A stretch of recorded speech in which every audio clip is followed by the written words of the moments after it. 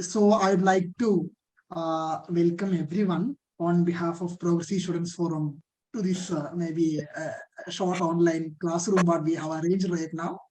So welcome everyone. So before moving to the session, I'd like to just introduce the context behind why we are organizing this and how this session is being happening. Progressive Students Forum is a student organization with progressive ethos, have been working in Tata Institute of Social Sciences, Mumbai, for the last 10 years, maybe we can say precisely 10 years it's been. From 2012, Progressive Students Forum have been working in TISS. Started as a reading circle, later maybe developed and grown into an organization which handles struggles and take up student issues. That is the journey of Progressive Students Forum in TISS. And throughout the last 10 years, the situations within TISS, Tata Institute of Social Sciences, as well as within the country itself had been changing. The massive changes had been taking place. One such changes, what we can see, the assault on the higher education, what we can see that. Secondly, the growth of communal forces and their influence in the Indian polity as well as in the social spectrum. So this is something what we can see. So we have been working as a student organization and growing as a student organization in a space, maybe we can call space like a TISS in a higher education space was within this context during this time. So the changes what have been happening in the country, as well as in TISS, have also impacted the demography of the students and the public education as well as. So this has been happening. So within all these hurdles, it is happy to share you all that PSF had changed, had marked its 10 years existence as well as some of the successes in some fields throughout this period. So in this happiest occasion, we thought conducting programs. We have been conducting programs which many of you are aware that many lectures, panel discussions, and all other kind of programs, maybe some kind of student help programs, as well as the struggles to own student issue struggles, and also inviting students and introducing students to larger progressive movements in the country. So connecting them to the progressive movement in the country. This is what something we have been doing for the last 10 years. So we are quite happy in that. And also marking its 10th anniversary, we were thinking that we need to do a little more concrete, and which should be an investment in the higher education space for the future. So considering that, PSF, we have been having multiple discussions and getting suggestions from our members, well-wishers, and also some of the alumni people that regarding conducting kind of course or maybe lecture series on particular themes. So we are conducting our first ever lecture series on a particular theme on the occasion of the 10th anniversary, that is on the history of people's movement, history and role of people's movement in India. So history and role of people's movement in India, when we talking about history and role of people's movement in India, it has been discussed quite in some way, and also it is one context what we are in, that the right wing, the fascist forces in the country are basically trying to appropriate, rewrite. I mean, recently some of you must have seen the Central Executive Committee of Students Federation of India, which is an ally organization of PSF, that had run a campaign, a national level campaign, which I remember, that say no to bulldozing history. So basically, that is something what been happening in the country right now. That history is being rewritten in a way which helps the right-wing Sanghparivar forces especially. So that has been happening. So it is in this context that we all should be aware and be prepared, and we should be knowing that which society we are working in, and we have achieved something, and definitely there are inequalities, exploitation, and all forms of oppressions, and many forms of oppression are existing. But even though how we have reached to this particular stage, particular point, for that we have been going through, it is a result of mass organized struggles that the people's movement had led in the country. So it is a result of the same. For that, we have to be proud, and we should also be learning from the history. We should be looking back properly to move forward further. So that is the idea behind this lecture series. So as the first series, in this series, we will be handling 5 different subtopics for this series. For today, we will have the inaugural lecture, that is the history and role of agrarian movement in the country. So I'll come back to that later. Before, I'll also tell you the other lectures which we are having on July 10th. As part of this series, we will be having our second lecture, that is by Dr. R. Arun Kumar, who is the former president of Students Federation, national president of Student Federation of India, who will be talking on the history and role of student movement in India. And after that, on 16th, we will be having the third lecture in the series, that is on the history and role of trade union movement in the country. That will be taught by Dr. Venkatesha, who is a well-known social activist as well as development economist. And the fourth lecture in the series will be conducted on 29th of this month, will be delivered by Comrade Subhashini Ali, who is, actually no need of much introduction to Subhashini Ali, comrade, who was the leader of All India Democratic Women's Association, and a pioneer voice, and also a towering voice of women's rights and other social causes in the country. So she will be taking the lecture on the history and role of women's movement. And the last lecture in the first series, which will be on the history and role of anti-caste movements in the country, will be taken by Comrade B.V. Raghavulu, who is also another towering figure like Comrade Subhashini Ali. So I request all of you to join for the coming lectures in the series as well, and also spread the word.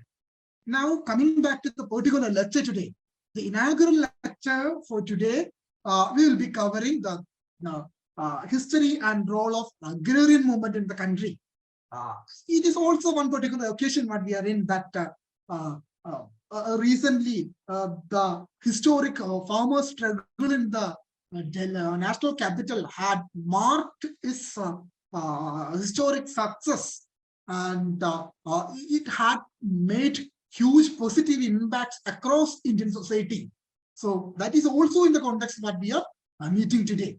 And for the farmers movement and the history of the farmers movement, which I am not going into because we have a better person, maybe the best person in the country to talk on that. He'll be addressing that. But I just wanted to mention that I am in TISS, or I came to Mumbai in 2015. So that is the time when we as also someone coming from a different state, the farmers movement, this level farmers movement happening in the country right now was actually new to me, being frank. And it is in that state, Maharashtra, and then Rajasthan and Madhya Pradesh and all these regions in 2015, 16, 17, we have been seeing a growth, seeing these massive struggles happening there. So in that context, and later the struggles which came to the many times, we have also noted that the mainstream media is not covering the same also. Not giving the actual space which deserved, but still the struggles was going. Then later we can see the recent struggles also, which we have seen, which also marked 2018 Kisan Long March. So these being the recent struggles which we all are aware. So we were thinking, whom should be the speaker we should be inviting for our inaugural lecture on this particular topic, the agrarian movement in the country.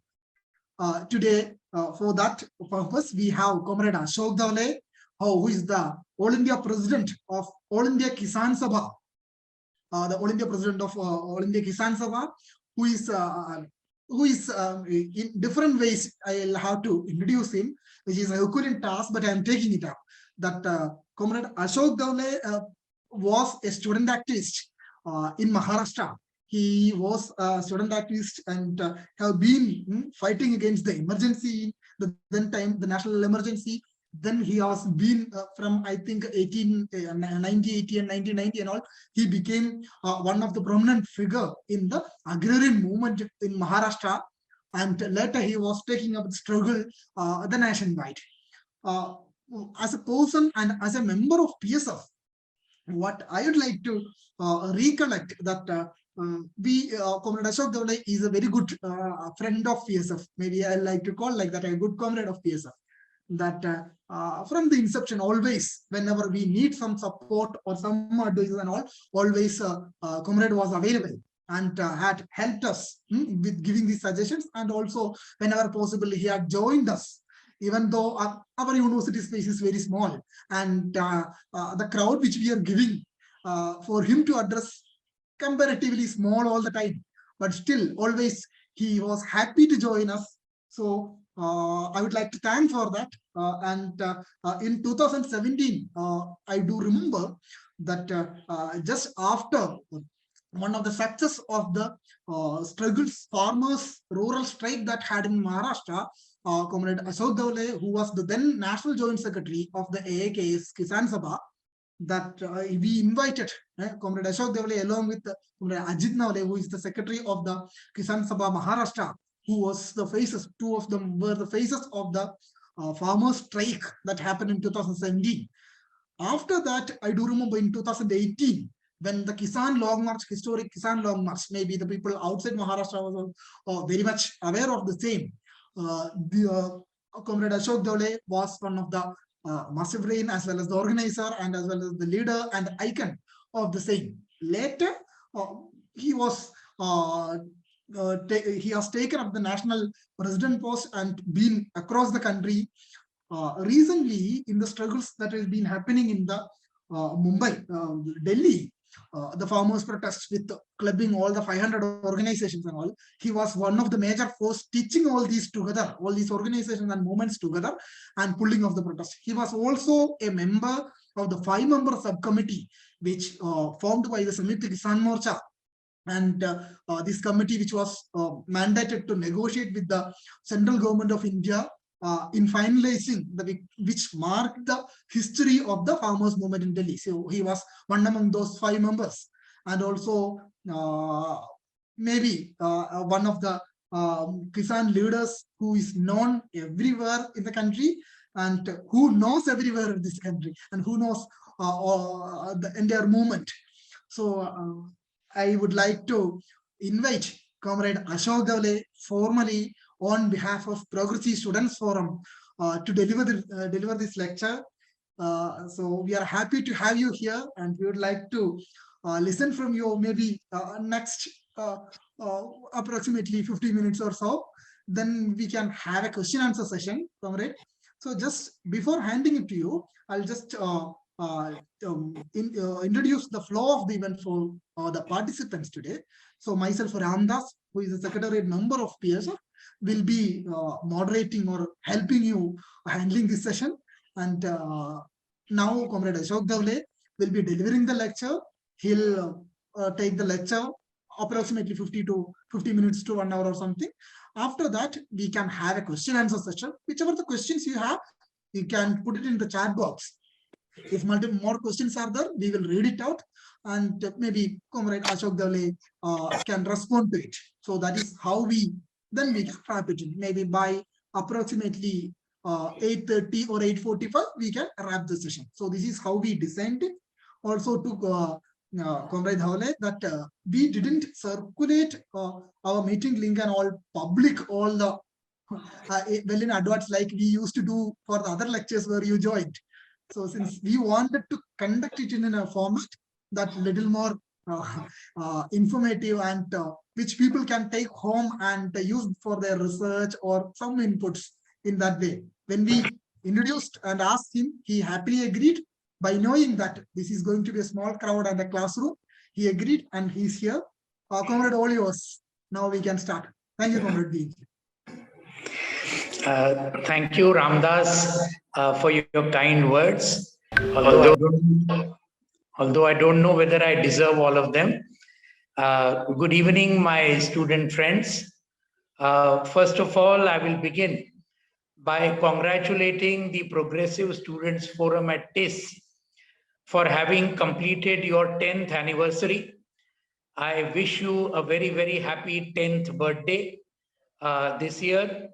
You started in 2012, now it is 2022, which also happens to be the 75th year of Indian independence. I would also like to congratulate the organizers for having kept this very nice lecture series on the history and role of people's movements. I think that is very much necessary in the present conditions where our history and the role of the major movements needs to be very clearly delineated before all of us. I will directly come to the topic, history and role of the agrarian movement in India. It is a very vast topic that all of you are aware. And the agrarian movement is absolutely a thrilling movement. There is no doubt about it. Over the last more than 200 years, we have had huge agrarian revolts, huge farmer revolts, agricultural labor revolts, and these have actually shaped the country as we know it today. So I'm just going to talk about it in a nutshell, in a way that all of you can understand and absorb. Let us start by talking about the agrarian movement in 3 phases in India. The first phase we can talk about is the pre-independence stage of the agrarian movement. And that stage will start maybe from the 1750s onwards and go on till 1947, 15th of August, when the country gained independence. That is the first phase. The second phase starts from 1947 up to 1990. That is the second phase, which we can characterize as the state-sponsored phase of capitalist development.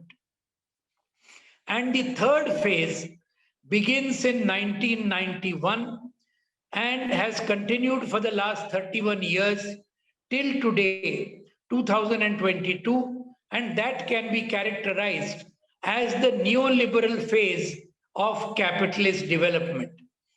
So let us go through all these 3 phases and let us also weave in the history and the role of this agrarian movement through all these 3 phases in a very, very brief manner.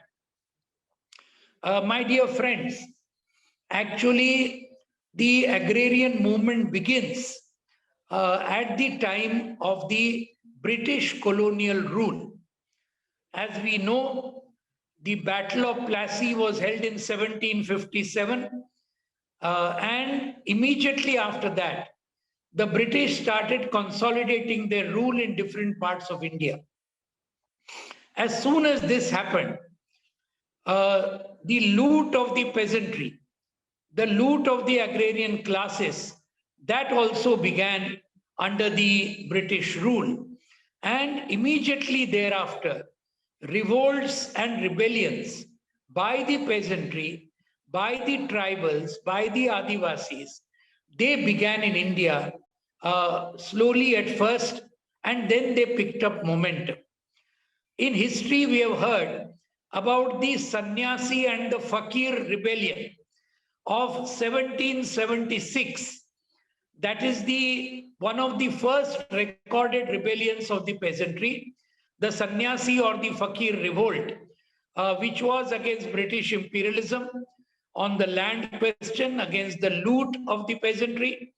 And then after that, we don't have time to dwell with all the various revolts. Absolutely, we don't have that much time.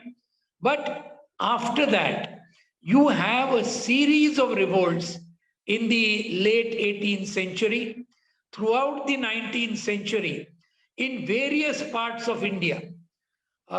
In fact, no part of India has been left out where the peasantry did not raise the banner of revolt against two main enemies.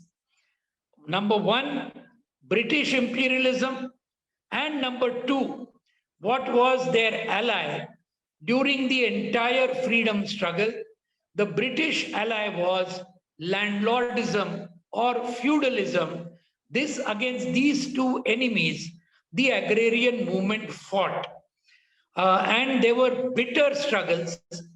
Thousands and thousands of farmers were killed, peasants were killed, agricultural workers were killed as a result of these struggles by the British Imperial Army, by the landlords, by the feudal interests. And this went on for nearly 200 years, from 1775 up to 1947. Now, as part of this, we have a situation where when the first mass movement against the British began, and that milestone is very well recorded. We are skipping a large part of history for lack of time.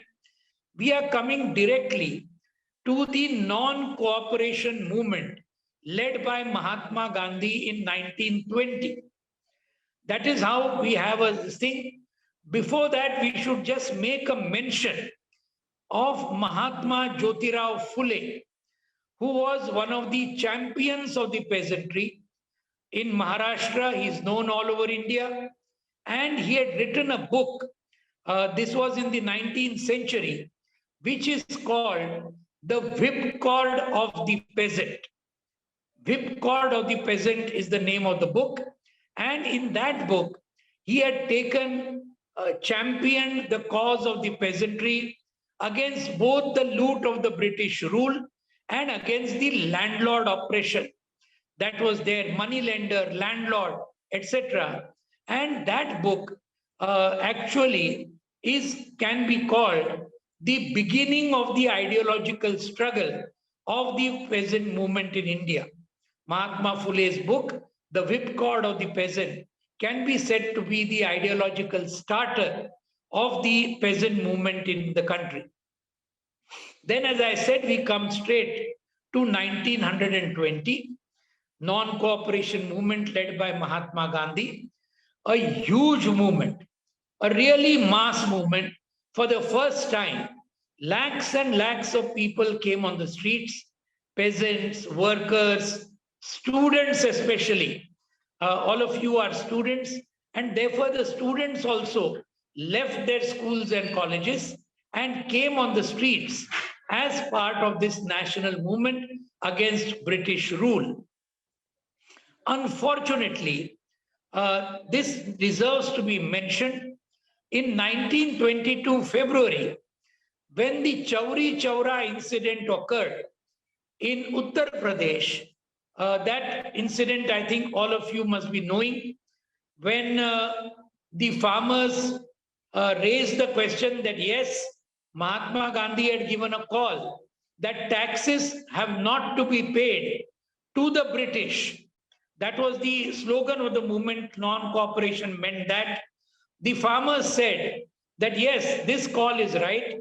We will not pay any of our taxes to the British rulers, but it is the landlords who are also oppressing us, and we will not give our rent to the landlords also.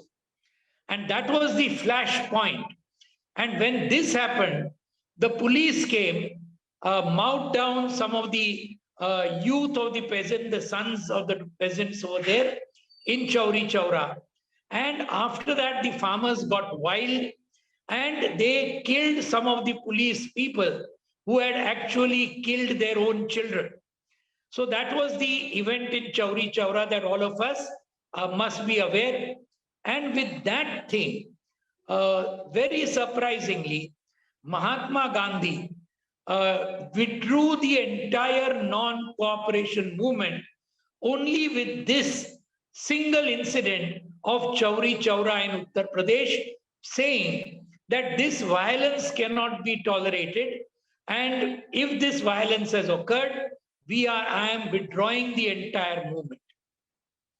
Not only this, after that, the Congress Working Committee met and passed a resolution, and that resolution was to the effect that the landlords need not be afraid. The Congress stands by the landlords' rights, and therefore a leaflet was prepared.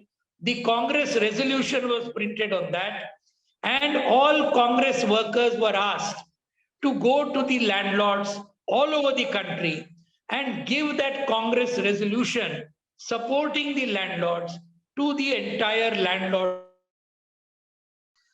Similar kind of issues happened then. We are not going into all those details.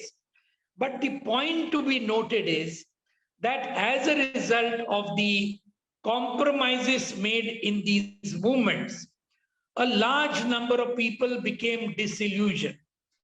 Actually, it is said, historical record shows that even Jawaharlal Nehru was quite disillusioned with the withdrawal of the non-cooperation movement in 1922, and he expressed it very clearly. There were several left socialists within the Congress who did not like this. All of you are aware, Bhagat Singh, one of our immortal martyrs, he was also very disturbed by these events that happened in the early 1920s and later also. So all these people came together in the 1930s in the beginning, and slowly in various states, the peasant movement began in an organized manner. Please mark the words that I've used. It began in an organized manner. Earlier revolts were very important, no doubt. We have not just referred, but we should refer to the first War of Indian Independence of 1857. That was another huge struggle in which lakhs of Indians were killed. That struggle led by the Bengal army. All of us are aware of all these very, very major struggles. But now we are skipping all that for the moment because there is no time. We are saying now that in the earlier 1930s, various states formed Kisan organizations. They were disillusioned with the way that the independence movement was taking. There was no cutting edge against the landlords, against the feudal elements, and therefore, slowly they came together. On 11 to 13th of April, 1936 is a very important date in the peasant movement of India. The foundation conference of the All India Kisan Sabha was held in Lucknow, the capital of Uttar Pradesh, 11 to 13th April 1936. And that was the foundation conference where several Congress leaders also came. Jawaharlal Nehru attended a part of the session. Many other leaders came. And that session elected one of the very legendary peasant leaders of India, Swami Sahajanand Saraswati, as the first national president of the All India Kisan Sabha. Swami Sahajanand Saraswati, born in Uttar Pradesh, but his entire area of work and entire area of struggle was basically in Bihar, where Sahajanand Saraswati is very well known all over North India. In Bihar particularly, against landlordism, against imperialism, he played a very, very major role. Some of the other leaders of the foundation time of the All India Kisan Sabha, very historic names, their names need to be mentioned.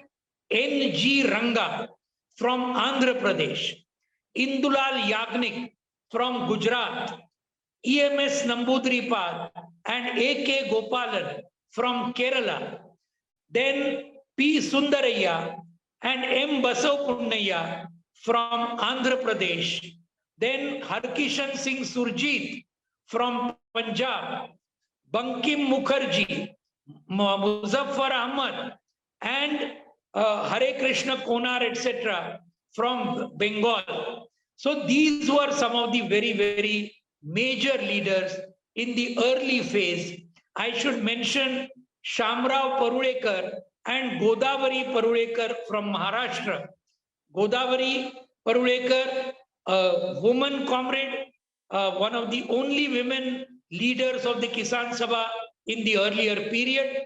So all these formed a galaxy of the very, very eminent leaders of the Kisan Sabha in the pre-independence period.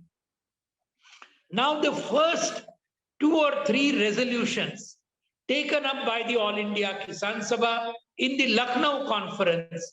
Number 1 is that we will mobilize the entire peasantry of India in the freedom struggle against British rule. That was the first major point. The second major point was that the slogan given then in the Kisan Sabha conference and repeated all over the country was a very, very fundamental slogan, and that slogan was land to the tiller.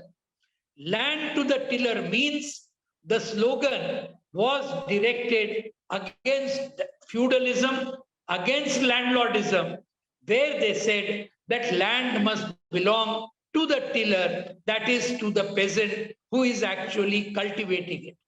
And this slogan did not remain only a slogan of the Kisan Sabha, it became a slogan of the entire national movement of India. The freedom struggle, in fact. And it was on that slogan that crores of farmers joined, peasants, agricultural workers, they joined the freedom struggle, thinking that yes, with freedom, we will become the owners of our own land. And that is the land to the tiller slogan, which became extremely popular throughout the freedom struggle. Now, on behalf of the All India Kisan Sabha, several struggles took place against British rule and against the landlords for the slogan of land to the tiller. Some of these very, very important and historical struggles, we only have time to mention the names of some of these struggles. By far, the most militant and by far the most historic struggle of the peasantry, all these struggles, by the way, they started in 1945, and after that, that is in the post-Second World War period. All these struggles began at that time, continued for a varying period of time, ranging from 2 to 5 to 6 years. The most historic and militant struggle among them was the Telangana armed struggle of the peasantry against landlordism. And this struggle continued for 6 years, 5 years, from 1946 to 1951. It enveloped 3,000 villages, nearly 10 lakh people in 3 districts in United Andhra Pradesh, which are now in Telangana state: Khammam, Nalgonda, and Warangal. These are the 3 districts. And as a result of this struggle, in these 5 years, 10 lakh acres of land was redistributed to the landless agricultural workers and the poor peasants. This was the land of the landlords who had thousands of acres under their belt. Government land was also distributed, and this struggle led to a tremendous kind of a hope among the peasantry. More than 4,000 farmers were killed as a result of this struggle in the first 3 years by the Nizam government, the Nizam of Hyderabad, who was actually ruling at that time until 1948. And it is a very big tragedy from 1948 to 1951, which was the force that crushed this struggle in the end. That was none other than the Indian army sent by the central government of independent India. So therefore, the Telangana struggle is one of the most important, which we have to take note of, gender-wise, also caste-wise, religion-wise. This very important class struggle united both men and women. There was a 10,000 strong armed people's militia, which was set up in Telangana. There were 2,000 guerrillas who were set up to protect this struggle against the Nizam and against the Indian army of the central government. For 5 years, this struggle went on. It was an armed struggle, the like of which has never been seen on such a scale in India in an organized manner. But 4,000 martyrs were there in these 5 years. Thousands of people were thrown into jail. Round about more than 15 to 20,000 people were put into jail for 3 or 4 years, tortured, women were raped, but very important, women also took up arms side by side with men. And all of you must be aware that only very recently, one of the women leaders of this Telangana armed struggle, her name is, she just passed away. Her name is known to everybody, Mallu Swarajam. She died at the age of 90 plus. She was one of the women commanders of this Telangana armed struggle. So therefore, there were many other struggles very widespread. Tibhaga struggle in West Bengal, then the Punnapra Vailar and the North Malabar struggles in Kerala, the Assam struggle, Surma Valley struggle in Assam, Ganamukti Parishad, Adivasi struggle in Tripura, also the Warli Adivasi revolt in Maharashtra. These were some of the very, very important struggles which have been written in letters of gold in the independence history of India, in the peasant struggles history of India, and also in the world. So therefore, these were all the struggles which were led by the All India Kisan Sabha, the first and the premier Kisan organization in the country. Even today, it is by far the largest Kisan organization which is now in existence. Only last week, the All India Kisan Sabha finalized its membership for 2021-22, and I'm happy to inform you that in 24 states, the Kisan Sabha membership today is 1 crore and 36 lakh members among the peasants in 24 states in India. No other farmers' organization in our country can claim such a vast reach as the Kisan Sabha can. Of course, we are not satisfied. We have to go much more ahead, but that's another question, which of course we'll be trying in the coming days. Friends, we now come to the second stage, which I was talking about, after independence. That the second stage is the state-sponsored phase of capitalist development in India. Freedom came on 15th August 1947. Certainly it was a much bigger advance over British rule. Thousands and thousands, lakhs and lakhs of people had perished. They had attained martyrdom in the struggle against the British colonial rulers.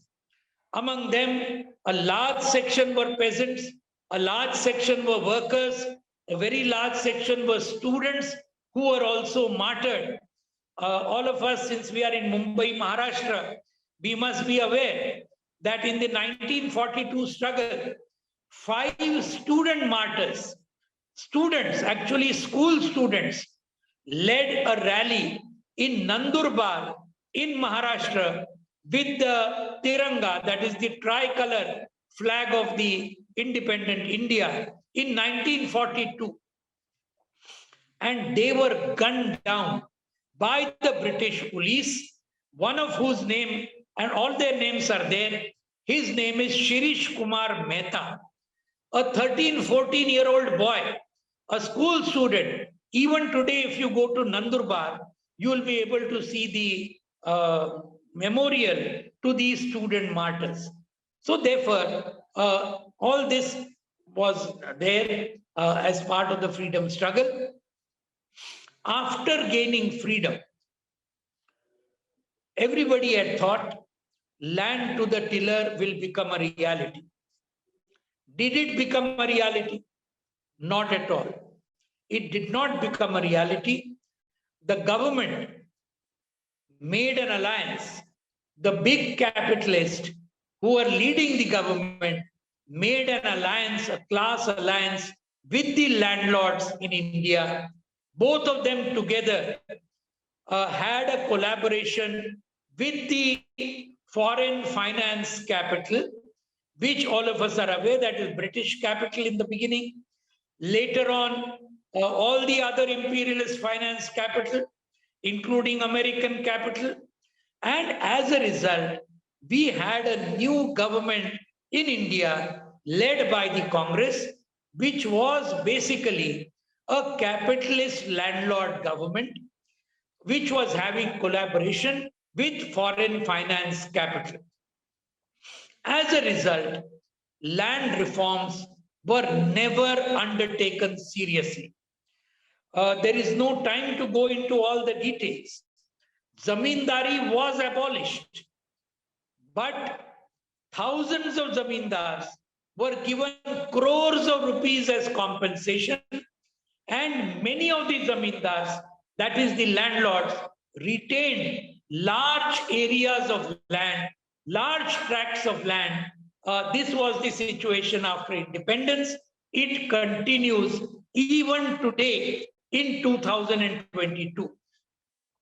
The tenancy laws, which were brought in by various state governments, etc., they resulted in evicting more tenants than giving land to the tenants that some of them got, but many more than those who got land were actually evicted from their land by the landlord lobby as a result of this tenancy legislation. And what happened to the ceiling legislation? The ceiling legislation, where land ceiling was imposed, no one can have more than a certain amount of land. This is the legislation which is there in various states. The Planning Commission and the Mahalanobis Committee, students of economics in TISS certainly know the name of P.C. Mahalanobis, one of the very, very renowned economists of India. Under him, a committee was there, and that committee estimated more than 63 million acres of land is surplus. More than 63 million acres of land. This was in the early 1950s. He estimated is surplus land which can be redistributed free to the agricultural workers who are landless, and also to the landed poor peasants who have very, very little amount of land. What happened actually? Not even 10% of that land was actually redistributed. That is the reality of India today. And that 10% also, who were the forces that actually redistributed that land? These were the 3 left-led governments of Kerala, West Bengal, and Tripura, who actually redistributed between them more than 20 lakh acres of land free to the landless agricultural workers and to the poor peasants, and those who are the beneficiaries. More than in Bengal, for example, we have the figures. In Kerala also we have the figures. Most of them who were the beneficiaries of that land, 54% were either Dalits or Adivasis, and a substantial section of Muslims also got ownership of the land rights. They got pattas in all these three states. In one more state also, that record also must be placed. Land reforms took place very much earlier than the left-led governments, and that was in the state of Jammu and Kashmir, where the chief minister was Sheikh Abdullah. For various historical reasons, land reforms were also made in Jammu and Kashmir by the Sheikh Abdullah government. That also we have to take into consideration.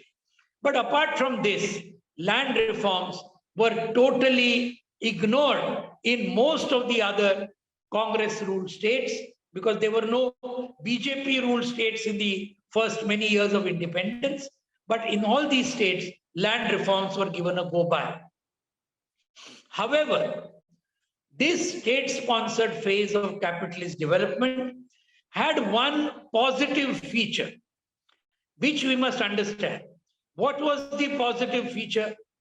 As a result of the very big push of the freedom struggle, certain things that the government was forced to do, they had to increase public investment on agriculture, on rural development, on irrigation, on electricity, on the public distribution system. The entire minimum support price system was instituted during that time. We are talking about the period, please understand, 1947 to 1990. That is the second phase. In that period we are talking about. The government started many of these things. They gave money for this. We have the very famous Bhakra Nangal Dam in Punjab, which is today irrigating nearly 99% of Punjab, Haryana, along with other dams, where more than 99% of land is under irrigation today. That is, the government spent on all these dams. In various other parts of the country also, such big dams were built by the government, giving its own money. Electrification was extended to lakhs of villages all over India. All these important and positive things happened in this first phase. As I mentioned, the minimum support price mechanism began, where farmers got some kind of a protection for their crops in the terms of prices. The entire public distribution system, the rationing system as we call it, that began in this period. Many other, the whole marketing system, agricultural produce market committees, which we call the mandis, that system was began by the government, storage facilities, etc. Many of these things happened during these nearly 45-50 years. So this helped the farmers to a very large extent. There is no denying that. During this period again, the Green Revolution took place in the late 1960s. And all of us are aware of some of the major names of the Green Revolution. One of them is extremely famous, one of the, you can say, the fathers of the Green Revolution, Dr. M.S. Swaminathan. Very big name in agricultural science, a very big name, who later on headed the National Commission on Farmers, which was appointed by the UPA government from 2004 to 2006, Dr. M.S. Swaminathan was the chairman of the National Commission on Farmers. But this green revolution led to food self-sufficiency. Earlier, all of us know, India had become a begging bowl, and therefore, this begging bowl we had to depend on the USA for the PL 480 funds, the grain, all that history in the early 60s we know. By the green revolution technology, India could become self-sufficient in food grains, but however, it could become self-sufficient in food grains only for those who could afford it. This is an important rider that we must understand, because we know even today that the World Hunger Index just last year has placed India as 101 out of 16 countries in the world. So therefore, hunger is very, very rampant. Per capita intake of food has fallen. All that will come to in the third phase. But the point to be noted is that the Green Revolution had both positive and negative aspects. This is the point that I was trying to make. We don't have time to analyze all these aspects. That can be done at a later stage. The point that I'm trying to make, that's what we were trying to say, it's a state-sponsored phase of capitalist development, where the state made certain kind of investment, made some proactive steps to help the peasantry, etc. So these were some of the things that happened in the second phase, that is the state-sponsored phase. During this period, of course, farmers' struggles continued. Agricultural workers' struggles continued on various issues. The land issue, of course, was primary. But apart from this, irrigation, power, marketing, and in the 1980s, this point must be mentioned, big agitations of farmers began in the 1980s in various parts of India. And these agitations were for a very, very important and basic demand, and that was that farmers must get remunerative price for their produce. Remunerative price for their produce, and these agitations were led by various independent leaders, three of whose names may be well known to you. Mahendra Singh Tikait from Uttar Pradesh, Sharad Joshi from Maharashtra, Nanjundappa from Karnataka. These were some of the leaders who led this struggle for remunerative prices in their own states. Now, among these leaders, Sharad Joshi must be mentioned. Although in the beginning, he did begin well, but later on, when in 1991, the neoliberal policies began, Sharad Joshi was one of the first farmer leaders to openly embrace the neoliberal policies. He openly said that if Mr. Arthur Dunkel comes to India, Arthur Dunkel, all of you are aware, the author of the GATT agreement, the Dunkel draft, Sharad Joshi said, when he comes, I will actually garland him because he has really done a fantastic job and has really made farmers free. That was the entire pro-imperialist, pro-neoliberal stand of Sharad Joshi and his Shetkari Sangatna in the early 1990s. The result is known to all. The Shetkari Sangatna, which was a major force in Maharashtra in the 1980s, once he took that stand supporting the neoliberal policies, the Shetkari Sangatna went to the dogs. It totally descended into oblivion. Now certain other leaders are there coming and doing, but that original aura of the Shetkari Sangatna does not remain because of this neoliberal policy stance of the Shetkari Sangatna that has costed very heavily among the peasants of India. Now these new policies, neoliberal policies that all of us are aware, liberalization, privatization, globalization, LPG policies as we call them. What was their impact on agriculture? This we should try to quickly understand, because we are now coming to the third phase of the agrarian movement and the whole agrarian challenges. What happened in this third phase? Very, very briefly, in bullet point form, I'm just telling you what exactly were the policy steps that were taken by the neoliberal policies in agriculture.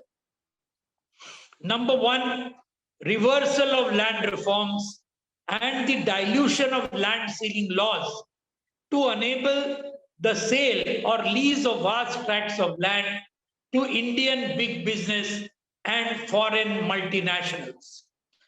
My dear friends, the slogan of the freedom movement, land to the tiller, has now been converted by the ruling classes and especially by the BJP RSS government led by Mr. Narendra Modi. It is no longer land to the tiller. The slogan of the government is land to the corporates. That is the slogan which is being actually taken forward by the present government. Number two, slashing of government subsidies on seeds, fertilizers, irrigation, electricity, and other inputs, leading to a massive rise in the cost of agricultural inputs and a consequent sharp rise in the cost of production. There's no time to explain this, but I think all of you can understand what are the main points I'm trying to make as a part of this neoliberal package. Number three, removal of quantitative restrictions on agricultural imports and reduction of import duties, leading to a flood of heavily subsidized foreign agricultural goods with a resultant crash in the prices of domestic agricultural products. Free trade agreements have the same impact. Number four, sharp cuts in public investment in agriculture, irrigation, power, rural development, science and technology, research and development, other infrastructural facilities, and overall reduction in allocation for the agricultural sector. Number five, privatization of the vital sectors of electricity and irrigation, resulting in high costs of both and also in the creation of water monopolies. Now, my friends, this privatization of irrigation and electricity is now part of the privatization of the entire country. Under the Modi government, no sphere has been left untouched. Not railways, not airports, not airlines, banks, insurance, telecom, education, health, defense, every sector, nothing has been left untouched, and the entire country is being looted, is being sold for a song. That is the situation that all of us are facing today. Number six, a severe crunch in institutional credit, means bank credit, to peasants and agricultural workers, and siphoning off large chunks of credits to the corporates, increasing the dependence of the peasantry on usurious private money lenders. Number seven, drastic curtailment of food subsidies and launching a targeted public distribution system instead of the earlier universal one, endangering food security for the poor. So, friends, there are other areas, but there is no time to go into that. But one thing should be mentioned, a policy thrust towards export-oriented agriculture, growing mechanization of agricultural operations, and sharp reduction in the employment and real wages of agricultural workers, which we consider is a very important and integral part of the peasantry of India. Landless agricultural workers form a very, very important part of this. And finally, the complete freedom given to multinational corporations and domestic corporates in all fields to invade the agricultural sector. These are some of the very, very important aspects of the neoliberal policy direction. Now, my friends, as soon as this neoliberal policy direction became clear, the All India Kisan Sabha in 1992, in its Hisar conference in Haryana, All India conference, we took up this and we attacked these neoliberal policies left and right. Within 1 year of them being promulgated, 91, the whole package came under the dictates of the IMF, World Bank, etc. In 1994, the World Trade Organization was formed, and throughout, the Kisan Sabha said that this package is going to lead to tremendous destruction of the peasant. Very clearly, we had said it. Our president at that time was the legendary peasant leader from Punjab, Comrade Harkishan Singh Surjit, and in his presidential address at the Hisar conference, he said that these policies are going to lead to the ruin of the peasantry. Unfortunately, most of the other peasant organizations at that time, they welcomed the neoliberal policies. They actually believed that these neoliberal policies will lead to freedom for the farmers of India. Whereas we, the Kisan Sabha, knew much better. Today now, after 31 years of these policies, what are the two very, very fundamental results? The first result is, from 1995 to 2020, 25 years, as per the figures given by the National Crime Records Bureau, which is directly under the Union Home Ministry of the central government, more than 4 lakh farmers in India have been forced to commit suicide due to indebtedness. 4 lakh farmers. And out of these 4 lakh farmers, 1 lakh farmers have been forced to commit suicide in the last 8 years of the Narendra Modi government alone. Last 8 years, 1 lakh. Before that, for nearly 17 years, 3 lakh farmers had committed suicide. And this is growing. Main reason, indebtedness. They have gone into debt. The second important thing is, lakhs of farmers who have not committed suicide have been forced to sell their land because there is no other alternative if they have to get out of debt. And in the last 30 years, lakhs of farmers have had to sell off their meager land just in order to get out of the debt trap. So this is what has happened. Secondly, the third thing comes in publicity off and on. but it is not a regular feature which is brought forth to us, but which is also equally sad, equally shocking, and that is that in the Adivasi areas of our country, in the Dalit areas of our country, where there is a preponderant population of Adivasis and Dalits, we have a situation where lakhs of small children have died in these last 30 years due to malnutrition and very deep starvation.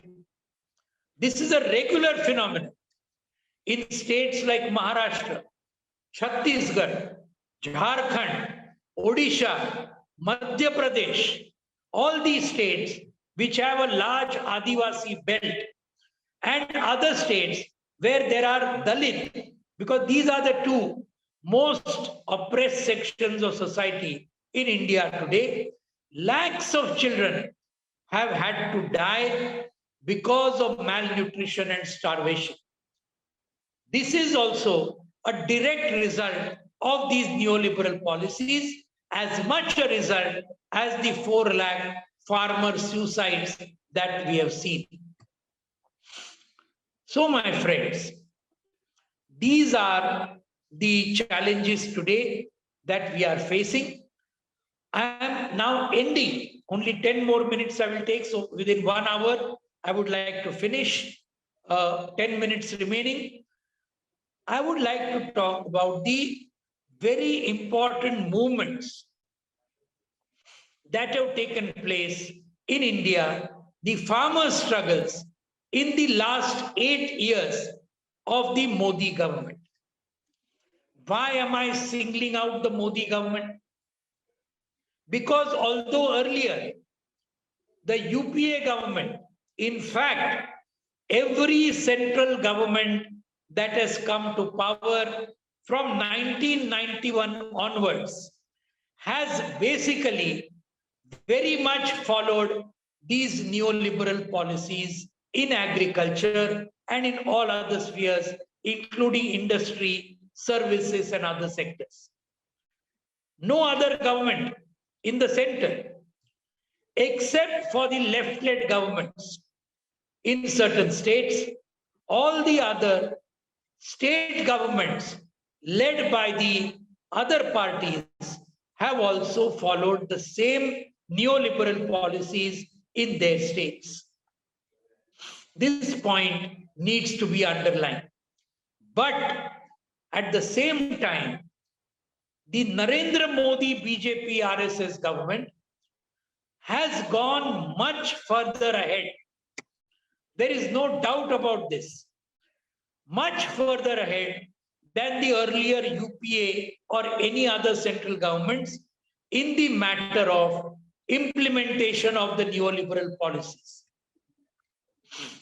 And it has actually crossed the Rubicon, as they say. And we have seen various decisions in the agrarian sector, which they have taken continuously for the last 8 years. And they have assaulted farmers. They have assaulted agricultural workers. They have, of course, assaulted the working class by their policies in the industrial sector. And all these policies have tremendously helped both the domestic and foreign corporates tremendously. Modi government, every single decision taken in the agrarian sector has been in favor of the domestic corporates like the Ambanis and Adanis, whose names you know very well, and also the foreign multinational companies like Cargill, Monsanto, and many of these companies who are now looting India and looting the agricultural sector and the peasantry of India. What is the climax? The climax of the Modi government was, as you know, a year ago, they rushed through the 3 farm laws. These 3 farm laws were totally anti-farmer, totally anti-people also, and totally pro-corporate. These were the 3 farm laws against which this 1 year long historic farmer struggle was led at the Delhi borders. But this struggle did not arise all of a sudden. Continuously in the last 8 years, there has been struggles led jointly by various organizations together, independently by the Kisan Sabha, independently by many other organizations, and all together. I'm just mentioning, due to lack of time, some of these major struggles that were taken place. Number one, 2015, the Modi government tried to change the Land Acquisition Act of 2013 by amending it. And these amendments would have hit the farmers and would have helped the land to the corporate slogan of the Modi government, which I told you about. Against this, the Kisan Sabha took the lead, mobilized more than 100 other organizations working on the land issue in India, and they formed a body called the Bhumi Adhikar Andolan. This Bhumi Adhikar Andolan gave a massive all India call for struggle against the Land Acquisition Amendment Ordinance. Huge struggles were led in more than 300 districts in the country. The ordinance was burned by lakhs of farmers. 2 Delhi marches took place.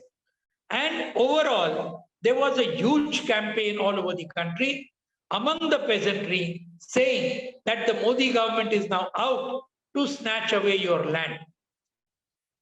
The result of all this was that in August 2015, 8 months after promulgating that ordinance, the Prime Minister, Narendra Modi, was forced to withdraw that ordinance, which was making changes in the Land Acquisition Act. This was the first major victory of the farmers' movement in India after the onset of the Narendra Modi government. After that, several other struggles have taken place at the All India level. The All India Kisan Sangharsh Coordination Committee, AIKS, was formed after the Mandsaur firing by the BJP state government of Madhya Pradesh, which killed 6 farmers in June 2017. This AIKS was formed. It led big 2 struggles on the Delhi. Huge rallies were held. Kisan Parliament was held. Kisan Mukti March was held 2017, 2018.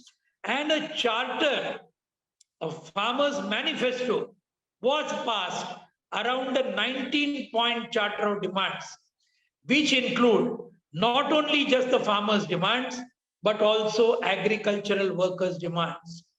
Also other sections of the peasantry, like the dairy farmers, poultry farmers, fishery farmers, all their issues were taken in that 19-point charter of demands, which was adopted by the AIKSCC rally in November 2018. Then there were very important statewide struggles led by the All India Kisan Sabha in Rajasthan in 2017-18, big struggles for loan waiver, which succeeded in getting loan waiver in Rajasthan for farmers up to 50,000 rupees per farmer. That loan waiver was got. 2 very major struggles in Maharashtra, which Ramdas mentioned just now. The farmers' strike, 11-day strike in June 2017, which succeeded in getting a farmers' loan waiver package from the then BJP government. That was a major struggle. 11-day strike. First, the government refused to talk to anybody, saying that they are not farmers' organizations at all. But later on, they had to come to the negotiating table. To cut a long story short, the BJP government and after that, the Mahavikas Aghadi government that came to power, there was pressure on that also by the farmers' organizations to extend the scope of the loan waiver scheme that had been agreed upon. Let me tell you, both these governments, as a result of the farmers' struggle, have had to write off loans to farmers.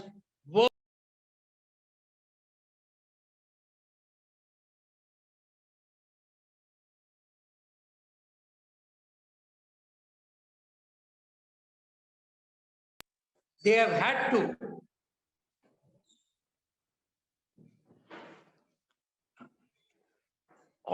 both these governments had to cancel loans worth 40,000 crore rupees in Maharashtra from 2017 to 2021 in these last 5 years. So you see, if a big farmers movement can be built, certain benefits, certainly the farmers can gain. There is no doubt about this. And Maharashtra is a very good example. Then, of course, came the Kisan Long March in March 2018. That was, of course, as you know, an iconic struggle which went all over the media, all over the country, all over the world. And that was led, the farmers' strike was a joint venture. All other farmers' organizations in Maharashtra came together. Of course, the AIKS had a leading role because our state secretary, Dr. Ashok Dhawale, was the convener of the coordination committee of the farmers' strike. But many other leaders were there, very important leaders. That was a joint struggle. But the Kisan Long March in 2018 was purely led by the All India Kisan Sabha, its Maharashtra unit. And that, as you know, I don't need to say much more. That was a fantastic struggle. And that also led to the BJP government surrendering before this 50,000 strong mass of the peasantry of Maharashtra. A large section of it was the Adivasi peasantry from Nasik district, Thane and Palghar district, Ahmednagar district, and other districts. Of course, the general peasants also came in very large numbers. As a result, the Fadnavis government had to come to a settlement with the Kisan Sabha on the 12th of March 2018, and we told them, you have to give us in writing. They gave us in writing almost all the demands. Forest Rights Act implementation, a very important demand of Adivasi peasants in Maharashtra and all over the country. They had to agree. They had to extend the scope of the loan waiver scheme. Other demands they had to agree. And we said, we are not satisfied only with your written thing, your agreement with the Kisan Sabha. Tomorrow, the state government must place this on the table of the Legislative Assembly and the Legislative Council. On the 13th of March, the agreement of the state government with the Kisan Sabha had to be placed on the table of the Legislative Assembly and Council by the Chief Minister himself. So these are some of the struggles that if you lead these struggles, certain things can be achieved. Finally, my friends, we are coming to the current challenges and what can be the demands of the farmers of India in the future. Again, bullet point form. In 2 minutes, I am concluding. We have succeeded as a result of that historic one-year struggle, which had 715 martyrs. 715 farmers laid down their lives in the huge struggle at the Delhi borders for 1 year and 15 days, 380 days. Nowhere in the world, not of course in India, but nowhere in the world has such a magnificent struggle of farmers, lakhs of farmers sitting for 1 year and more at the borders of the nation's capital. Never it has happened. The Modi government was forced to repeal these 3 farm laws. A very, very historic victory. What would have happened had these farm laws not been repealed?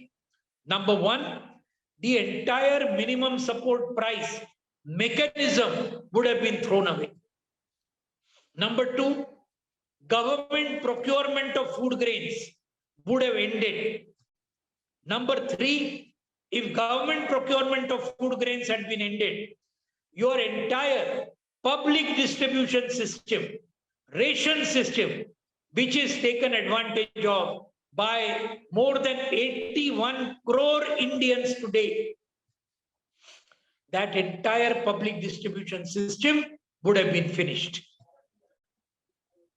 And the entire sector of agricultural marketing would have gone from the hands of the government to the domestic and foreign corporates.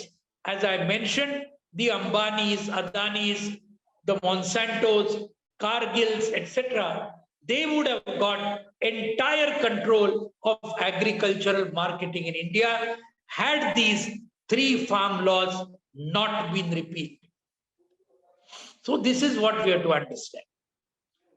But have all the problems been solved?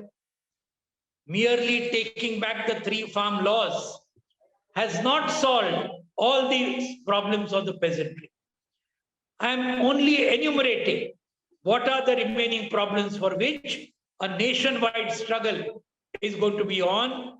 In fact, tomorrow, 3rd of July, the Sayukta Kisan Morcha is meeting at Ghaziabad near Delhi. All of us are going there and taking part in that meeting, and we are sure certain decisions will be taken to take this farmers' movement forward. Number one, first demand is MSP must be given legal guarantee at 1.5 times the comprehensive cost of production. And that was the first recommendation of the report of the National Commission on Farmers, headed by Dr. M.S. Swaminathan. Legal guarantee to MSP at the formula C2 plus 50%. That is 1.5 times the MSP should be of the comprehensive cost of production. Number two, loan waiver has to be given to all farmers one time by the central government. That's a very major demand. A loan waiver for all farmers. 2 governments have done it before. The VP Singh central government, led by VP Singh, had done it in 1990. The UPA 2 government UPA 1 government had done it in 2008. But if 4 lakh farmers are committing suicide, 1 lakh in the last 8 years alone, a loan waiver is a very, very legitimate demand. So that is another demand of the farmers' movement. But this loan waiver must be given by the central government, which has all the resources that it can have. Number 3, the crop insurance scheme of the central government is totally bogus. The Pradhan Mantri Fasal Bima Yojana, helping corporates, not farmers, that has to be completely reframed, revamped. That is the important thing. 4th thing, for our agricultural workers, the Manarega, Mahatma Gandhi National Rural Employment Guarantee Scheme, that has to be expanded tremendously. Its wages have to be expanded. Its days of work have to be doubled to 200, and the wages also have to be doubled. And agricultural workers must also get a fair deal. Again, credit, irrigation, power, marketing, all these areas, tremendous changes need to be made. Public investment in agriculture, rural development, irrigation, power, science and technology, and research and development, all this needs to be hiked if the agricultural sector has to be saved. Finally,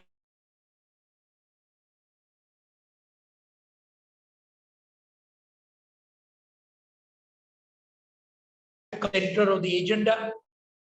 Land to the tiller has to come to the center of the agenda in the country. Forest Rights Act for the Adivasi tribal peasants has to be implemented. Other things like temple lands, etc., grazing lands, all that, everything, the land is a very, very important issue. Government wastelands, sealing surplus lands, all these land issues need to be taken up in a very big way all over the country. At the same time, the working class, 4 labor codes have been imposed upon the working class of India, like the 3 farm laws on the peasantry. And these 4 labor codes are going to turn the working class into the slaves of the corporates. These have also got to be repealed. And the last thing, as I mentioned, the entire sale of India, which has been started by the Modi Shah regime in cahoots with the Ambanis and the Adanis, the sale of India has to be stopped. These are some of the very, very major issues that are there before the farmers' movement of India. In fact, the entire democratic movement of India. And of course, in this, we should add repeal of the new education policy, which is aiming at the commercialization, centralization, and communalization of education. All these issues are there. While fighting all these issues of economic exploitation, issues of social oppression, the final point I would like to make is we have to also battle ideologically and politically against this very grave communal danger. The entire communal ideology.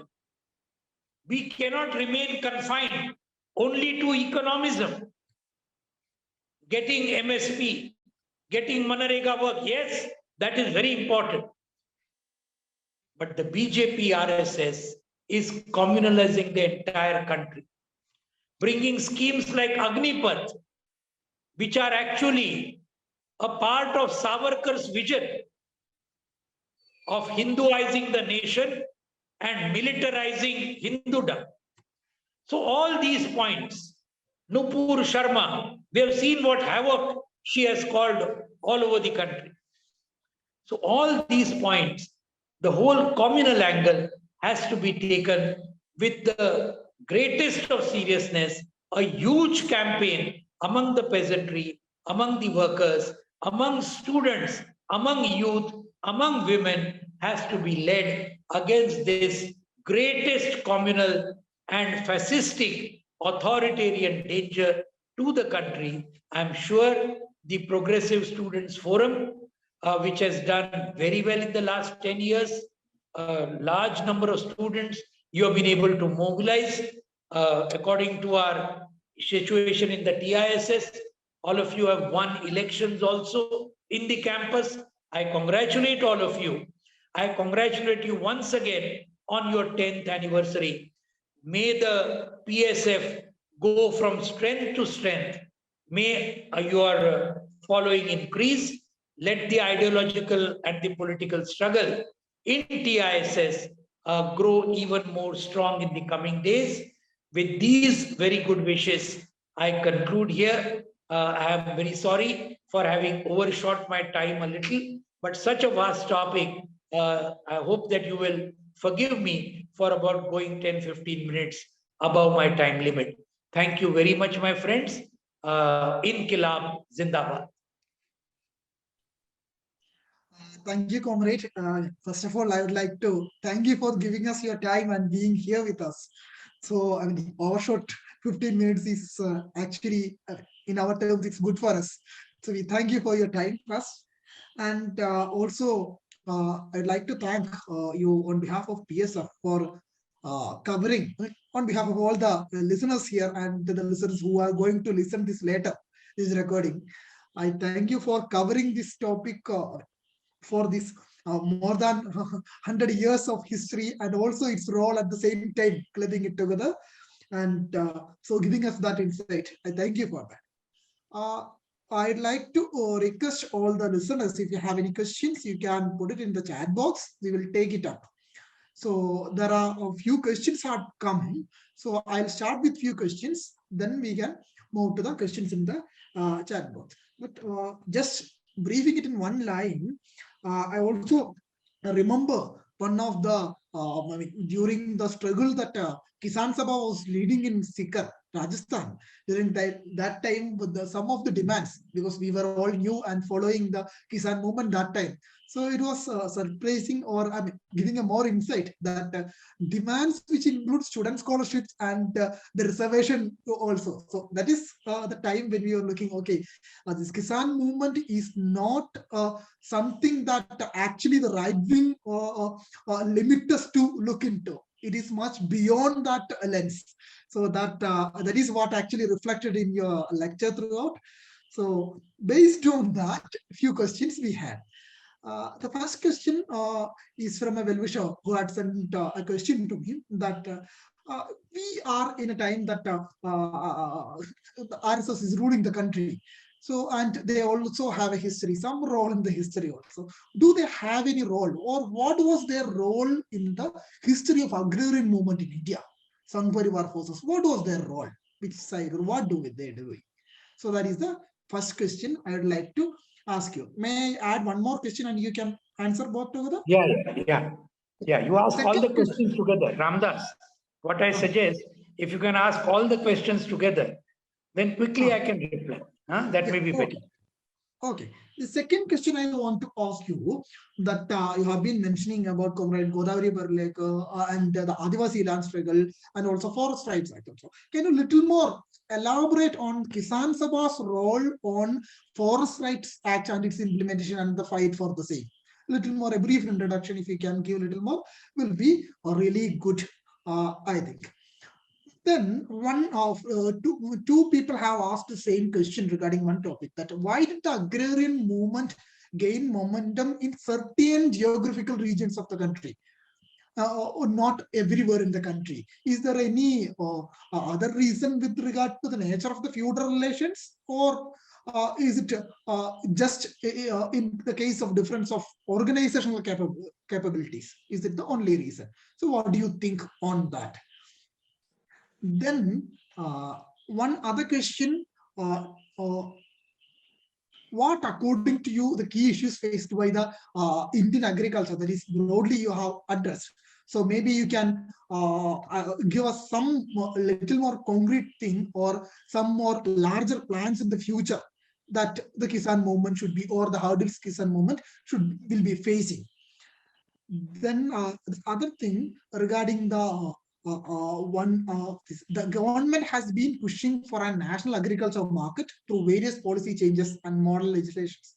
How does the agrarian movement understand these developments in terms of its potential to increase investment in storage and assaying in mandis? Maybe you can comment on the same. So maybe you can answer these questions. We can go to the other questions after that if we have time. Yes. Thank you, Ramdas. Right now, in the beginning, you said a very right thing. The seeker agitation of the Kisan Sabha, that is in Rajasthan. Yes, it had very much taken up the question of student scholarships and also the reservation policy, etc. That had the farmers' movement had taken up very much the student issues. You are absolutely right there. Second, the RSS role in the agrarian movement. The RSS role in the agrarian movement has been totally negative, totally in favor of feudalism, in favor of landlordism, and totally against the peasantry of India. I say this with a very great sense of responsibility. We have all the records. The RSS were the ones who were totally behind the princes of India. Princes means those princely states, which were basically landlord, feudal states. RSS had supported them to the hilt against the peasantry in their states. So all over, all the time, the RSS organizations had always supported the feudals. And let me say this very clearly, RSS had also supported British imperialism by actually helping the British policy of divide and rule that all of us have read in our history textbooks at one time. How could the British rule over India for so long? That was through the divide and rule policy. And exactly this policy was helped on the one hand by the RSS and the Hindu Mahasabha, and on the other hand by the Muslim League. These were the three communal organizations which helped the RSS, which helped the British imperialists in the freedom struggle, and they also helped the landlord lobby. So this is the thing. Even today, ever since independence, if you see, the RSS has an organization, Bharatiya Kisan Sangh. That organization it has. But have we ever seen struggles led by it? Not a single struggle on any peasant issue worth noting has been led by the Bharatiya Kisan Sangh. That is one important point, because they cannot take up issues against their own government. They had not taken up issues even when the UPA was ruling. So strong is their class bias in favor of the feudals, landlords, capitalists, etc. So RSS role in agrarian movement is not only zero, it is negative. This I would like to stress. Then regarding the third question, you have talked about Godavari Parulekar, Forest Rights Act implementation, and the formation of the Forest Rights Act, a little light to be shed on that. Yes, you see, the Forest Rights Act, let me say with a lot of pride, the Forest Rights Act, although it was passed at the time of the UPA 1 government in 2016, but the fact is, had there not been 61 members of parliament of the left parties who were supporting the UPA 1 government at that time, the UPA 1 government was not in a majority. It was in a minority. 61 left members of parliament were supporting that government.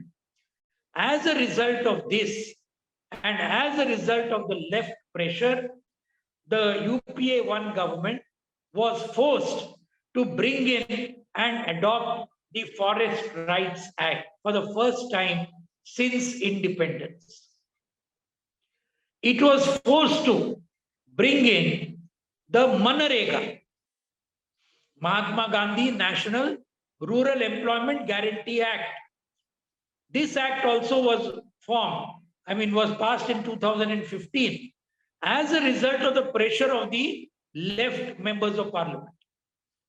It was forced to bring the Right to Information Act, again as a result of the pressure of the left. It was forced to give some kind of a loan waiver to the peasantry in 2008, again as a pressure of the left. So these points must be understood. It did not have a majority. The left had sufficient strength, and that is why this has happened. In which I will tell you, in all this, many of our members of parliament have played a very, very important role in actually vetting these two laws, Forest Rights Act and the Manrega Act. And two or three names I will definitely take, who had a very major role in actually making amendments to these acts. Comrade Vrunda Karat, who was then member of parliament. Comrade Sitaram Yechuri, who was then Member of Parliament, Comrade Hanan Mullah, and Comrade Jitendra Chowdhury. So these were 3 or 4 leaders. There were others also, but who actually contributed to seeing that these acts became more pro-peasant, more pro-Adivasi, more pro-agricultural labor. This was the contribution made by some of our members of parliament and other leaders in these acts. Regarding implementation, I will say the act was actually implemented in letter and spirit only in Tripura by the left front government headed by Comrade Manik Sarkar, in which Comrade Jitendra Chowdhury was the minister in charge of actually implementing the Forest Rights Act. So there, actually within a year of the rules being framed in 2008, within a year in 2009, nearly 95% of the tribals had got their land pattas in Tripura. It is only in Tripura where it has been actually implemented from the top. In many other states, only where there was a strong movement, some kind of a implementation took place. In many other states, there is no implementation whatsoever. And that is the issue that the Kisan Sabha and many other Bhumi Adhikar Andolan organizations have taken up for the FRA implementation. This is the other thing. The fourth question, why is the agrarian movement concentrated in some parts and why is it not gone as a generalized phenomenon all over the country? For this, there are 2 reasons. One is the objective reason. Objective is the agrarian situation in various states, and the second is the subjective reason. Both are contributing. The objective reason, wherever there was landlordism, the zamindari system, there the agrarian movement has grown, like in Kerala, like in West Bengal, like in other states. Like, for example, in Bihar also, there has been some progress, definitely. Tripura. So wherever feudalism has been there in a classical form, there the agrarian movement grew at that time, pre-independence. It consolidated post-independence. This is one important aspect. In the Rayatwari area, it has been more difficult because that much amount of land concentration in the zamindars was not there in the Rayatwari areas. So this is one objective important point that we must understand. The subjective point is also important, where the Kisan Sabha could take it up and build up a movement, throw up activists, and really build up a movement like Tebaga, like Telangana, like Punnapravailar, like North Malabar. There the movement could succeed and could last also for many years. So therefore, both objective and subjective reasons are there. But now let me tell you, now with this attack of neoliberal policies, it is having extremely savage impact on the country as a whole. And today the time has come when all over the country, the movement is rising, the movement is increasing, and not only the All India Kisan Sabha, but the entire SKM, AIKS, etc., are all trying their best to see that in every state, taking up concrete issues in those states which are related to the neoliberal policies, we are trying to see that all the states rise in revolt against the government and against the neoliberal policies. We are getting very good feedback from several states across the country. And I'm sure that if this continues, this backlog will be able to be removed in a number of years, in a couple of years. We are very optimistic regarding that.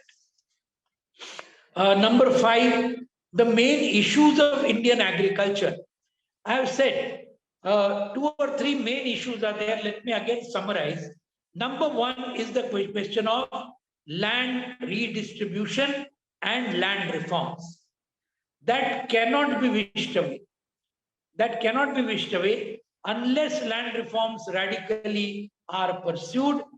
There cannot be actually even growth of industry, there cannot be economic advance, and there cannot be the justice to the peasantry. They cannot be owners of land. The unemployment question, the livelihood question, etc., cannot be solved. That is number 1. Number 2, agriculture, especially in the neoliberal era, has become a losing proposition. A losing proposition. You ask any farmer, he is not getting, on the one hand, you are seeing that the cost of production is rising, fertilizer, seed, insecticide, diesel, water, irrigation, everything price is rising. Cost of production is rising. But the MSP that he gets, the amount that he gets for after selling his crop is nowhere near the cost of production. That is why he is in a debt trap. And that is why he is committing suicide today. That is why he has to sell off his land. These are all the issues. Therefore, agriculture is becoming a losing proposition. For this, the entire neoliberal policies must be jettisoned. An alternative growth strategy has to be evolved, has to be implemented. And for this, the farmers' movement has to become much stronger than it is today. Third and final thing is that we cannot look at only the farmers section. We have to take agricultural workers along. That is, as I said, an integral part of the peasantry, agricultural workers, the poor rural artisans. All this have to be taken along, and this has to be taken along also with the alliance with the working class, and the worker-peasant alliance has to be strengthened tremendously if all the issues of the country are to be resolved. That is the 5 questions that you had asked. Very briefly, I have replied. Comrade, can I take 1 more 2 questions more if you have? Sure. Okay. So another question, the neoliberal economic policies have changed the rural relations, which has led to emergence of new class configuration. How far have the agrarian movement has been able to build coalitions across different classes of farmers as well as wage workers who are impacted by the prevailing rural distress? That is one question.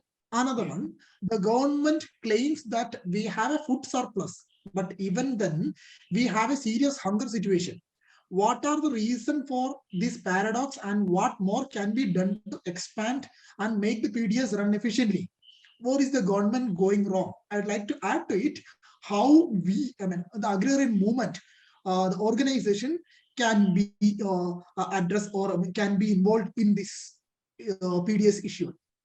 The next one thing which I got here, that we have been, from the identity political organizations, we have been having a campaign that when the SKM coming to Delhi borders, that this is a struggle of the protest of the elite farmers or rich farmers, and that is one thing. Secondly, the same identity political organizations were putting this narrative across that this is the struggle, the farmers movement is a struggle of a Savarna class.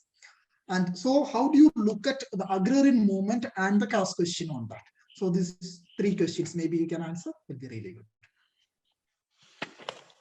Yes, Ramdas, very good questions indeed. Congratulate those who have asked them, also the earlier questions.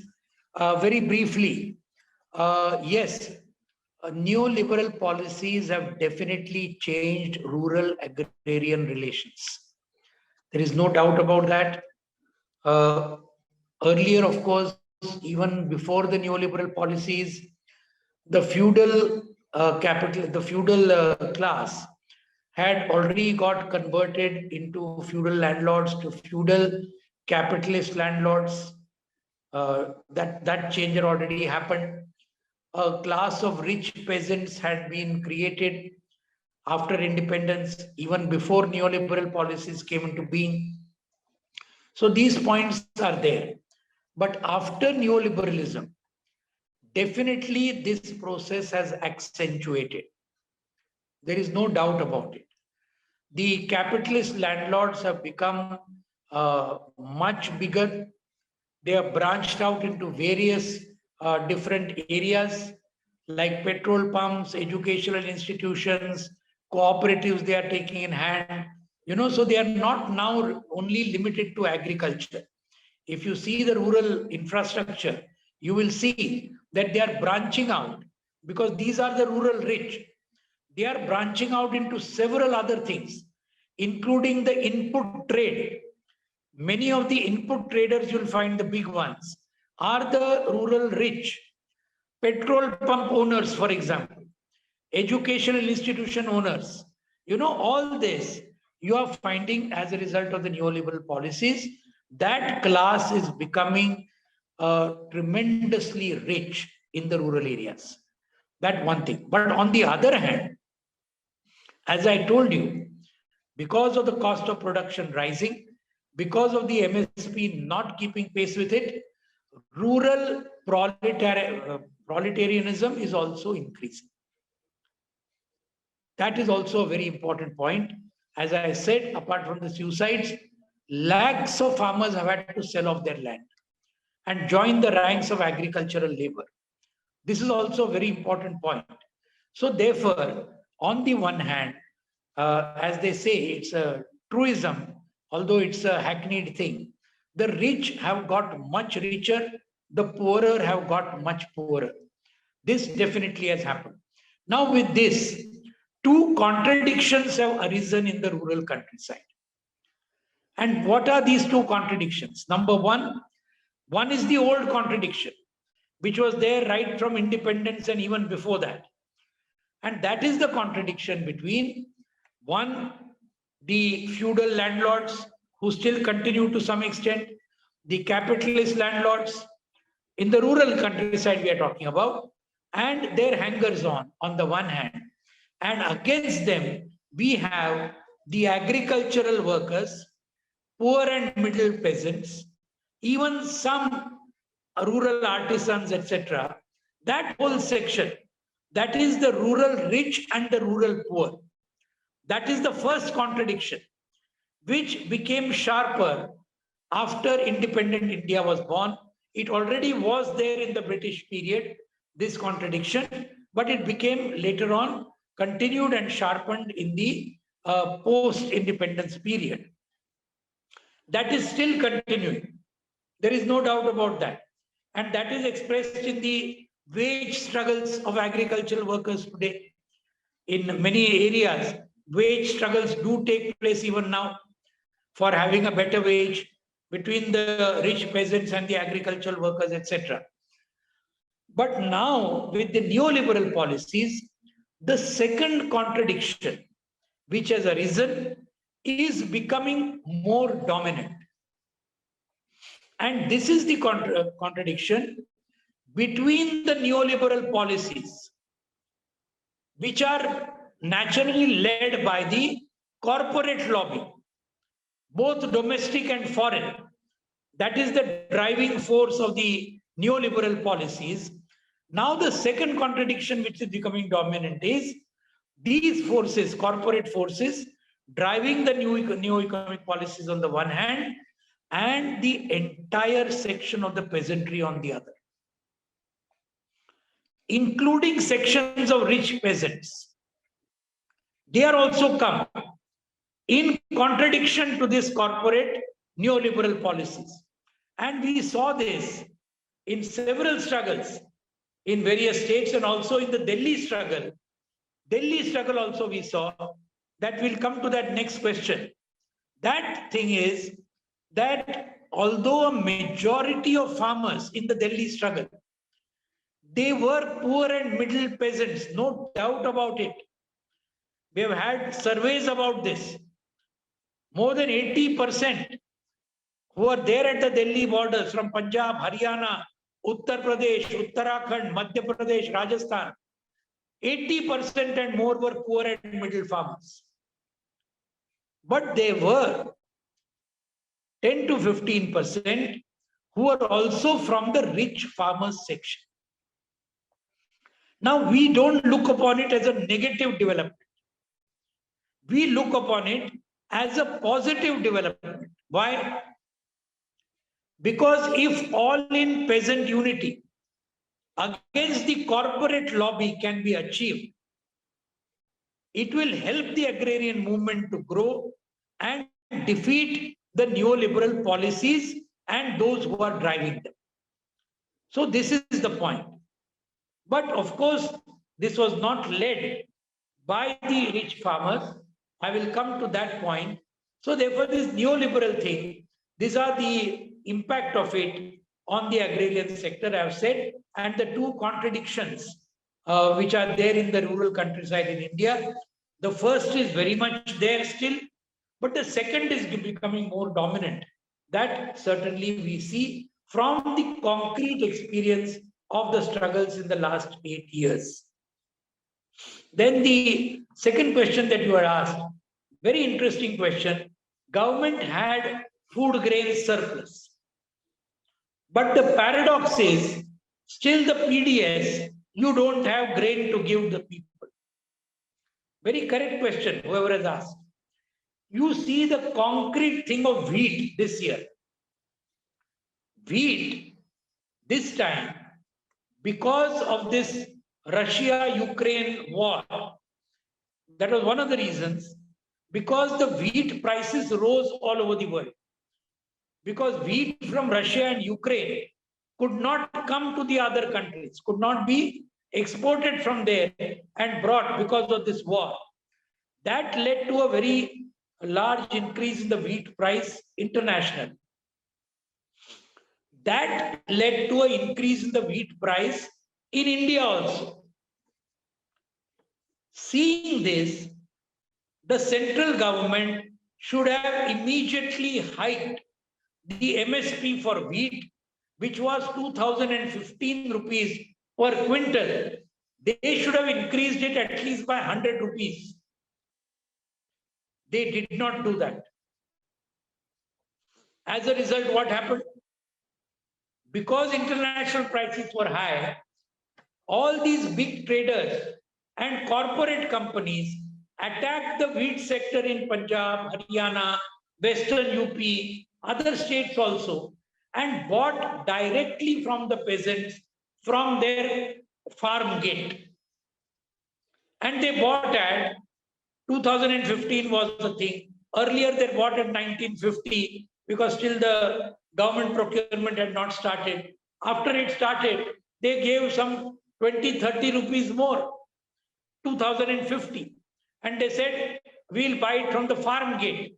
You don't have to go to the mandi, etc. So farmers sold it. The result was government procurement of wheat fell precipitously. This year, government procurement could not rise, and whatever was estimated, not even half of that could be procured by the government.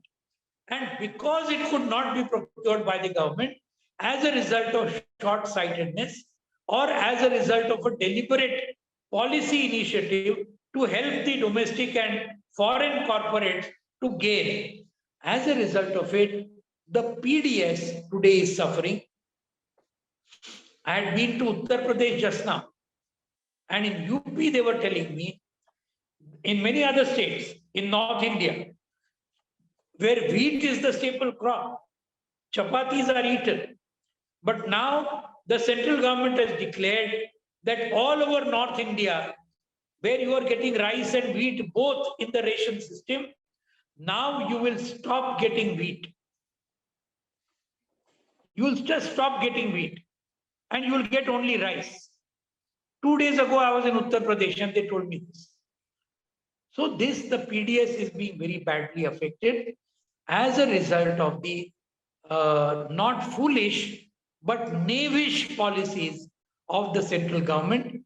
This has the surplus which could have been there, it deliberately frittered it away, let it go to all the private sector, and as a result, now the people are suffering. They are not getting wheat in the ration. This is what has happened as far as that is concerned.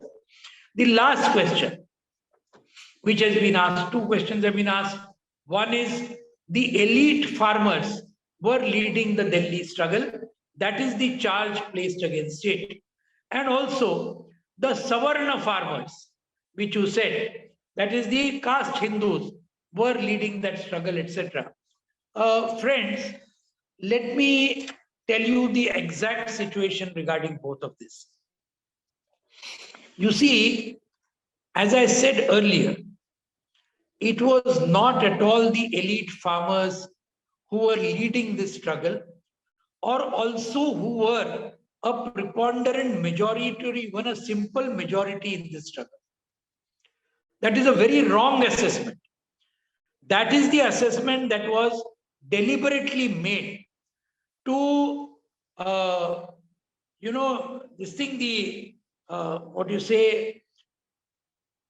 mislead the people, made by the BJP central government from day one.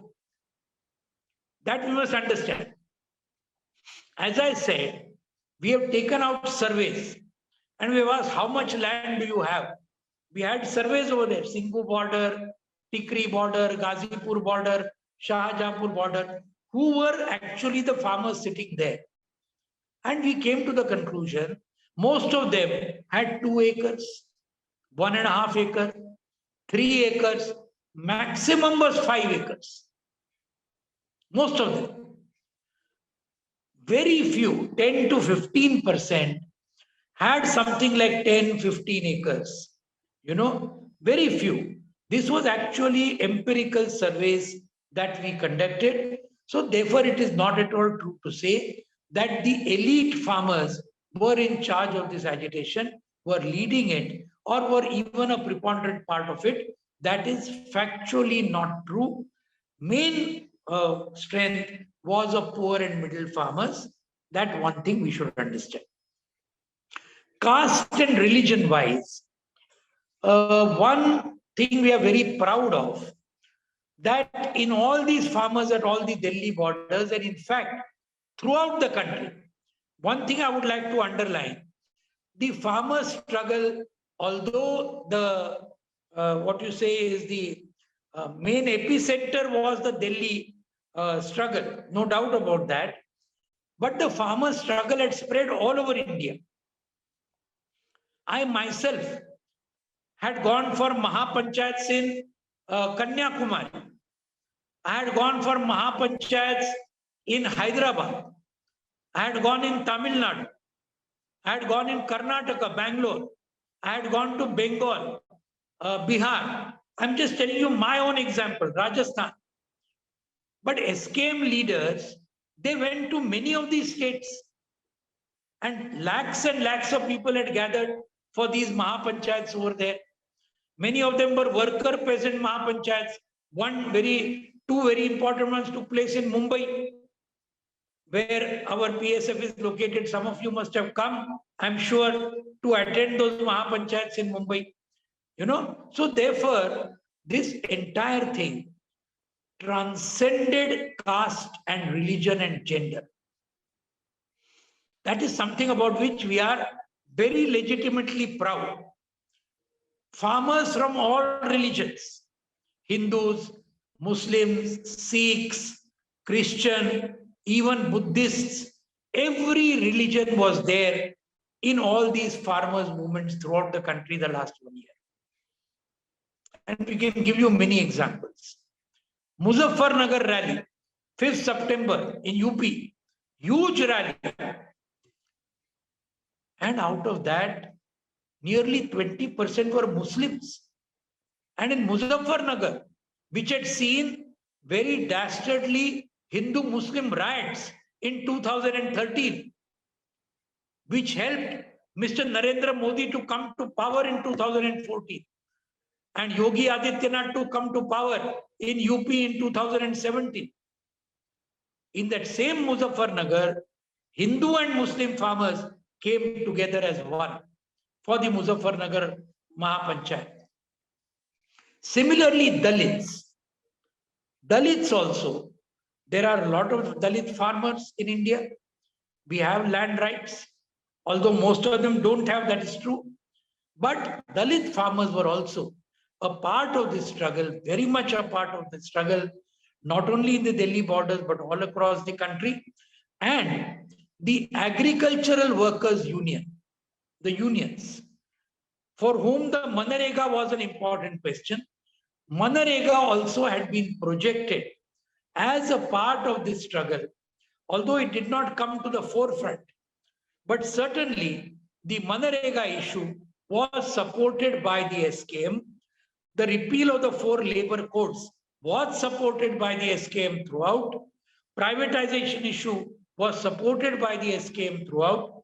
So as a result of this, Dalit farmers, Dalit agricultural workers, Adivasis also took part in the struggle in a big way all over the country.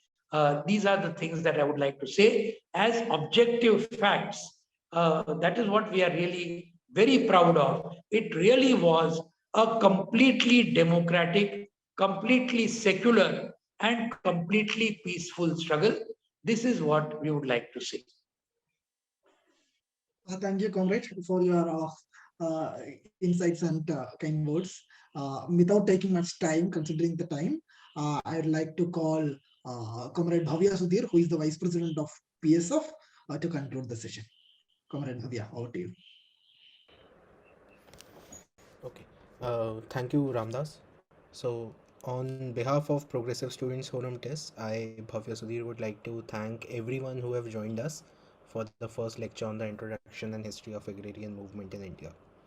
We would like to thank the speaker of the day, Dr. Ashok Dhawale, for navigating us through thematic understanding of the past 200 years of peasant struggle and detailing the significant events which shaped the course of the agrarian movement.